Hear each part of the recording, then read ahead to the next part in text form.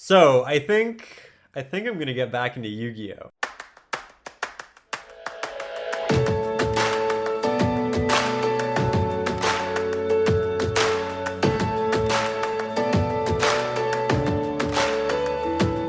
Hey guys, welcome back to a brand new episode. This week we have a lot of deck tweaking to do because last week we actually attended our first regionals and we picked up so much information. With that said, the highlights without a doubt were just meeting all of you guys, learning the different decks like Madolches, and just laughing about my many misplays throughout the day with the guys. It's also worth noting that we did learn quite a bit about the game and our hero deck in general.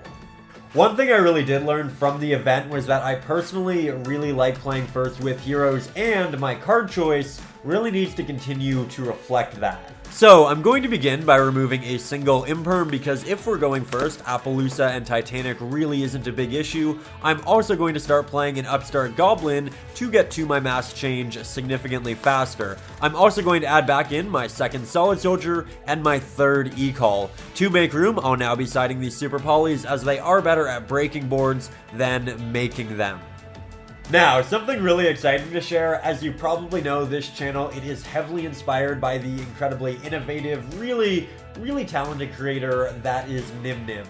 And well, he actually messaged me on Twitter about a really unique collaborative project, so this is just a little teaser, but I will have something pretty neat for you guys coming up mid-January in collaboration with him. Also, if you're not already following me on Twitter, I will leave a link below. There I essentially just give sneak peeks into the episodes and what we're going to be opening up. Now that we've made some tweaks, let's head over to DN, test our deck, and just have some fun.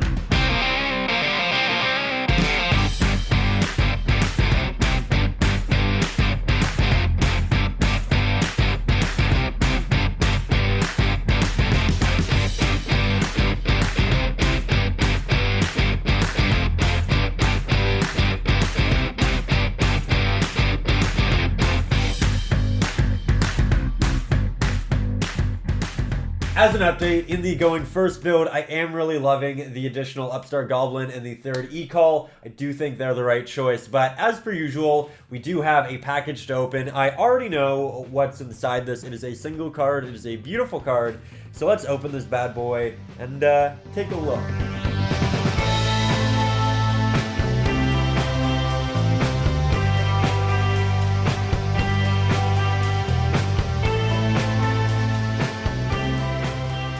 So, thanks to Roy and our trades from last week, we now have 2 Ultimate Dark Laws, and I didn't intend to foil out the hero deck initially, but I did get one of these on a great sale. The other did come from Roy, and it kind of all made sense. So, really happy to have these. They're also great because they're a fairly versatile card with Mass Change the second. You can kind of splash them into other engines, and they're absolutely beautiful. So, really happy with these pickups. Also, 2 regional updates I forgot to fill you in on. The first being Mario actually got 20th place with Danger Grand Maju, which is actually pretty incredible because leading up to the tournament, rather than playing, he was actually hosting tournaments, so he didn't get much practice, and the regionals actually had about 350 people, so he did exceptionally well. Now, as for the top tables, the majority of them were Orcus and Sky Striker. However, Trains actually got 2nd place, and Sam from Team Samurai X uploaded a video to his channel with the list,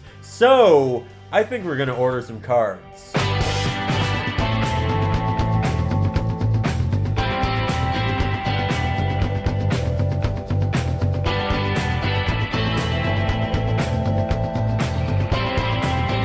Now, admittedly, I did kind of lose track of time. It is getting rather late, so I'm going to go turn on the oven, and I will see you guys early Saturday morning.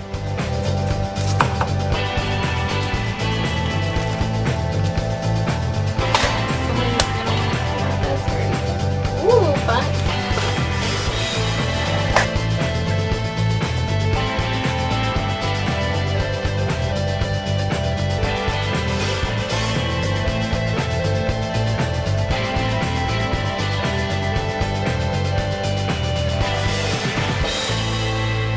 Hey guys, happy Saturday. I woke up this morning with a realization that I really wanted to share because I feel like it's something that a lot of us can really just start to take for granted, and I think it's actually quite special. So this all started when I realized that this was essentially the second month of me playing the game. I've now been going to the same shop for 7-8 weeks in a row, and every week I wake up and I realized I'm excited. I really want to go and play cards. It hasn't become boring, it hasn't become mundane, and it is an excuse every single week to go and see just a myriad of friends, 10 to 15 people that I really enjoy the presence of. And as an adult, that is wildly rare. I feel like as soon as I got out of university, I essentially said, okay, you know what, I have to do all of these adult things. I have to start my business, I have to do that, I have to do that. And I didn't have time for friends, and I really feel like I haven't for the last 5 to 6 years. And it's only been in the last 2 months that I've really felt like I've had a real close group of friends again, and it's amazing what an opportunity the Yu-Gi-Oh community can create in your local scene. But as an adult, as a busy person, if you are finding time to go and play at a locals every Saturday, you are getting so much more than just cards. You are getting this community, you are getting this interaction that so many adults just don't make time for, just don't have an opportunity to do, just don't have an avenue or a vehicle to kind of get to that sort of thing. So just a friendly reminder, we are in a very lucky space to be in this community, and there's a lot of good that's just, again, generally I feel probably overlooked. So just a friendly reminder, but with that said, let's get back to talking about cards. Anyways, while I'm quite happy with the main deck, I did work the Super Polys, Nibirus, and Imperial Orders back into the side deck, and I also did a little bit of tweaking with the extra deck as well. With that said, here we have a screenshot of the current deck list and all of it typed out, so if you don't recognize a card from the screenshot, then you can at least look it up and add it into your deck. I hope that's really helpful. I am really looking forward to playing with this list, and as per usual, let's get packed up and head off to the shop.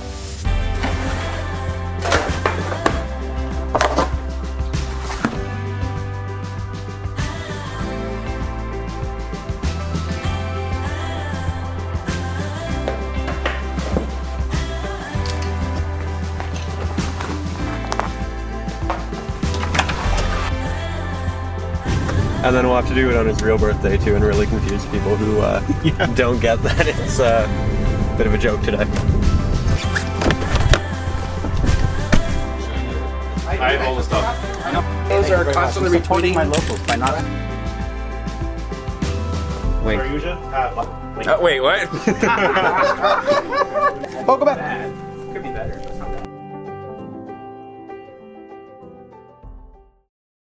Round 1 was against Blake and Danger Orcus. I went first, drew into a lot of option, made Plasma, Adoration, and specialed Shadow Mist. From there, I set a mash change and passed. Blake revealed Jackalope, and I responded with Darklaw, so whatever he discarded would be banished, and I would be able to randomly take a card out of his hand. Unfortunately, Jackalope hit Bigfoot, and Darklaw was no more. From there, he foolished and started doing Orcus things, which I still don't fully understand. Blake entered battle phase, swung into the Plasma, and I dropped Honest Neos, keeping my big boy alive. Now on my turn, I summoned Stratos, popped his back row, made Dystopia, boosted it with Dynatag, and used its effect to pop the defense position monster. From there, I continued comboing, brought out Bane, and had enough to swing for game.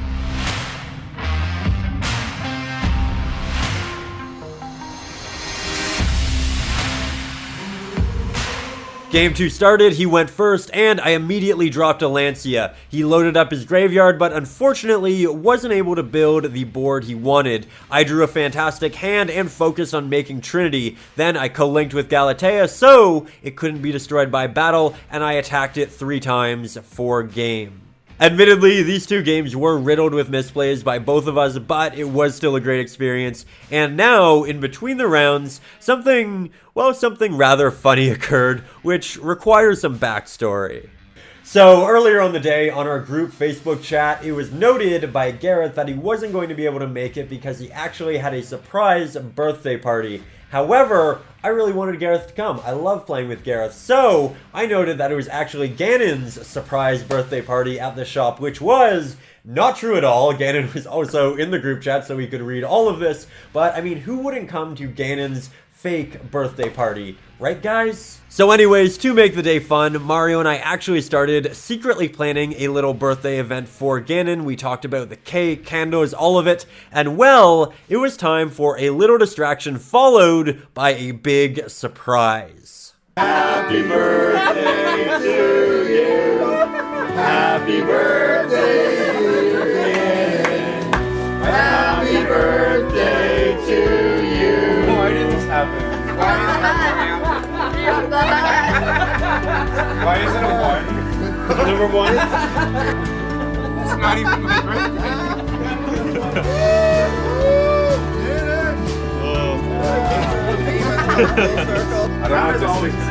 This is a vegetarian peanut-free cheesecake. Also worth noting that the cake was supposed to be defrosted for about 5 hours. We probably defrosted it for about an hour, maybe. And so yeah, that's why it looks like that. But with that said, everybody did really seem to enjoy it, so all is well. It's not even my birthday. How you doing? Find some 6 amps. Broken? Yes, it is. It's not behind that. They're wearing the same steel. Yep. I was actually really looking forward to the next match against Carter, and he opened with a Servant and a Searcher. He then built a big board full of interruptions and negates. However, I was able to burn through his cards and end on a Bane, which cleared his board, and he simply wasn't able to recover from. Game 2, yet again, Carter went first and built a really impressive board full of negates. I, however, drew an incredibly unfair card in Super Poly and was able to get rid of both his Fusion and Jackal King. He then used Sphere's effect to bounce my Predaplant and specialed a Morphage Sloth from his deck, which locked me out of the extra deck. Without much option, I summoned a couple of small heroes and attacked over the Sloth. On main phase 2, I summoned Plasma and passed. He drew and didn't have a scale, so he set a monster and passed back. I summoned Stratos, went into battle phase, and took him down to 0 with the help of a Mass Change and an Honest Neos. So, this was actually Carter and I's first time finishing a match before going into time in like 3 weeks, so I was really happy that we were both able to play significantly faster, and it was a really fun match because I felt like we both had an opportunity to build some really big boards, and overall, this one was just really fun. Brady one? Yeah, we're still Dangerous is your monster line. The third match was against Pure Thunders. I drew a decent hand and opted to go first. I started my generic combos and ended on a board consisting of Adoration, Plasma, Shadow Mist, and a set Mash Change. Unfortunately, he drew and hit me with the Super Poly, but I was able to recover and take the game thanks to Bane, which I would love to note has saved me from so many games that I would have otherwise just not been able to come back from. Such an amazing card. I'd also like to note that while I feel like I initially used to hard lose to Super Poly, I am consistently able to now come back from it, and for whatever reason, whether it be Bane or just me kind of learning what cards to save in my hand, I do feel like it's no longer a game ender against heroes, and that's such a good feeling. Game 2, he opted to go first, and I immediately dropped a Lancia. Luckily, his entire hand revolved around banishing, and so he passed. From there, I used Fusion Destiny, brought out Dystopia, allured, summoned Malicious, linked into Cross, brought back Dystopia, and he summoned Phantasme. Or, as my comment section likes to refer to him, Thanos Dragon. Anyways, I banished Malicious to Special Malicious, then tributed it with Cross Crusader to search a Dusted Gold. From there, I searched Dark Calling, summoned Stratos, searched Honest Neos, and made Bane. This board, paired with the Honest Neos and Mash Change in hand, led to game.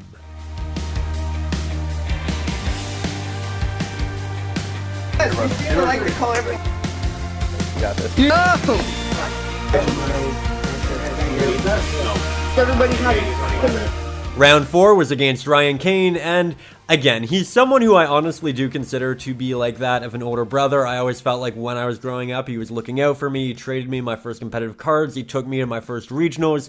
And today, he's playing Mystic Mind Burn. So I guess he gets a pass. As an unsurprising update, I did not have a card in my main deck that was an out to Mystic Mind. So I essentially just scooped it up and we moved on to game 2. I played first at a massive amount of back row removal and an Imperial Order, which actually won me the game as he didn't have an out in his deck to that card. So we went into game 3 and I actually didn't draw any outs to his back row, so he consistently rearranged the top of my deck and very simply took that last game thanks to the wave motion cannons.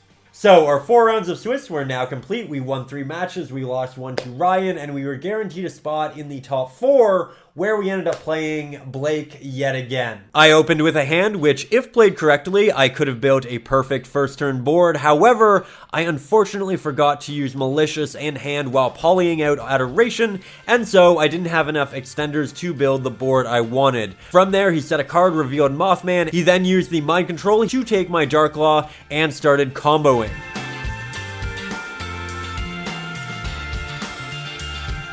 He ran over my board, I searched with Shadow Mist, and drew for turn. While my board was broken, I still did have a lot of resources left in hand, so I made Bane summon Stratos and attempted to pop a card that he protected with Dingirsu. From there, I entered into my battle phase, swung over his board with the help of Honest Neos. From there, he drew, summoned Ogopogo, and unfortunately couldn't do much after that, so he passed it back and I took the game on the following turn.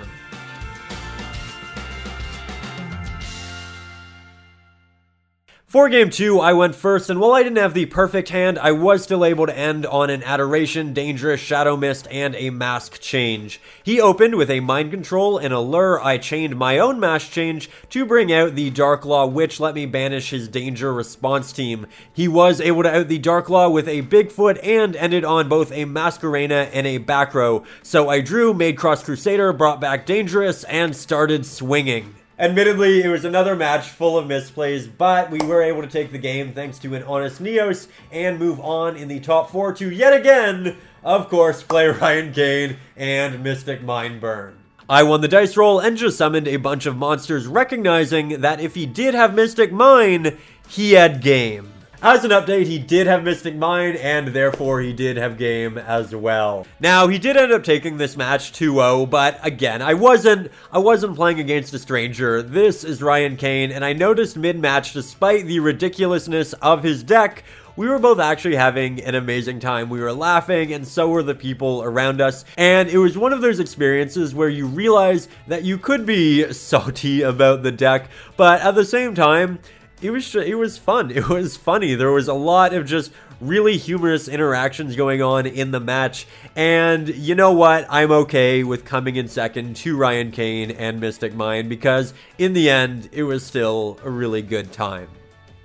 It really was a fantastic day. We got to play a lot of meta decks and we got to hang out with Ryan Kane, who again, honestly, he feels like family, and I can't understate that enough because I know a lot of you guys, the first time I mentioned that in video, you mentioned that you had players in your locals that also felt that way, and it's just, again, something not to take for granted, something to really appreciate. And with that said, on the note of the community building this sort of thing, Mario has a very special announcement to make, so let's hit the montage. I choose not to. Halo 1 doesn't I got it rolled.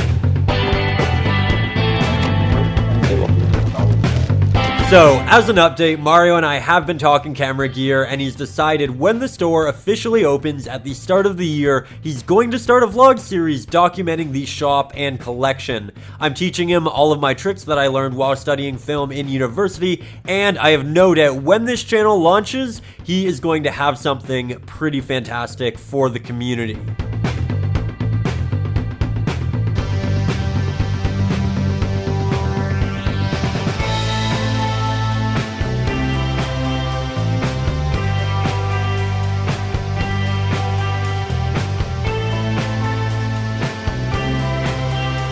Now, in regards to the here and now, I do want to make some minor changes to our main deck and a couple to the extra deck as well. So make sure you subscribe and become a part of the notification gang to see the next episode as soon as it drops. Also, friendly reminder, I do now have a Twitter, and I am showing you what I get in these before I actually open them, and this is actually a new one. So if you want to see the spoilers to this, check out the link in the description, and I will reveal it, of course, on next week's episode as well. Anyways, guys, as per usual, I would like to say a big thank you to you for just being a part of the community, for being a part of the comment section, for leaving your ideas, your thoughts, your deck suggestions. I cannot believe that we got to 15,000 subscribers in 2 months' time. That is incredible. That is unheard of. That happened because of you, because of the fact that you're sharing the videos and you're helping me get these out there. So truly, thank you for doing all you do. It does not go unrecognized, and it is making a massive impact. So again, I wanted to say a big thank you to the Yu-Gi-Oh community as a whole, and to you specifically. It has honestly been such a pleasure, and I will see you next week with a brand new episode of Returning to Yu-Gi-Oh! Love this. Love this. So good.